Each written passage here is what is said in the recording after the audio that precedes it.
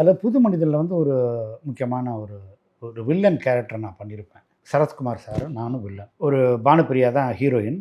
அந்த பானுப்பிரியா வீட்டுக்கு முன்னால் போய் நின்றுட்டு அப்படியே சும்மா பணத்தை இறைச்சிட்டு, ஏண்டி நான்லாம் கூப்பிட்டா நீ வரமாட்டியா?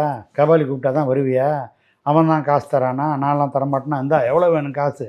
அப்படின்னு இறைச்சி விட்டு ஒரு பெரிய லெங்க்தி டயலாக் பேசிட்டேன். பார்த்தா எல்லாருமே பயங்கரமாக சுற்றியில் நின்று எல்லோரும், ஏன்னா நான் வந்து ஒரு கேஷியர், மணிவண்ணன் சாருக்கு அசோசியேட், இப்படி தான் எல்லாருக்குமே தெரியும் இல்லையா. நான் நடிப்புங்கிறது யாரும் பார்த்தது இல்லை. அப்படி பார்த்த உடனே எல்லாருமே கைத்தட்டி கிளாப்ஸ் பண்ணாங்க.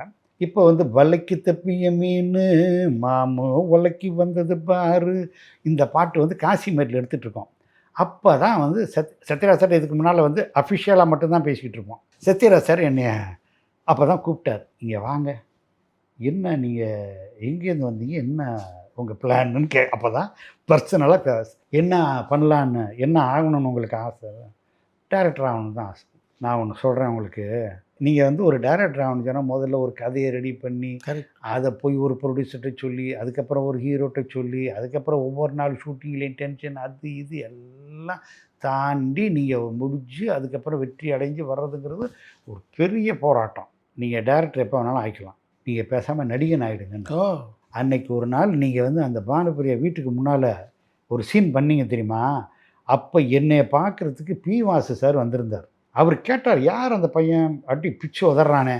அப்போ தான் நான் சொன்னேன், மணிவண்ணன் சாருடைய அசிஸ்டண்ட்டு. அப்போ அவர் சொன்னார், என்னை வந்து பார்க்க சொல்லுங்கள், என்னுடைய அடுத்த படத்தில் நான் வந்து வாய்ப்பு கொடுக்குறேன் அப்படின்னு சொன்னார். அதனால் இப்போ சொல்கிறேன், நீங்கள் போயிட்டு முதல்ல பி. வாசு சாரை பாருங்கள் அப்படின்னு பர்சனலாக உட்காந்து எனக்கு 1 மணி நேரம் கிளாஸ் எடுத்தார். அருமை. அப்புறம் நான் வந்து உண்மையிலே போய் பார்த்தேன். ஒரு படம் நடந்துக்கிட்டு இருக்குது, அந்த படம் ஒரு பாதியில் இருக்குது. அடுத்த படத்தில் நான் வந்து உங்களை வில்லனாக நான் வந்து ஃபிக்ஸ் பண்ணிக்கிறேன். அந்த நேரத்தில் எனக்கு டைரக்ஷன் வாய்ப்பு வந்துருச்சு. அவர் அந்த படம் ஆரம்பிக்கிறதுக்குள்ளே டைரக்ஷன் வாய்ப்பு வந்த உடனே நடிப்பை விட்டேன். அது இன்னைய வரைக்கும் எல்லோரும் கேட்டுக்கிட்டு இருக்கிறாங்க.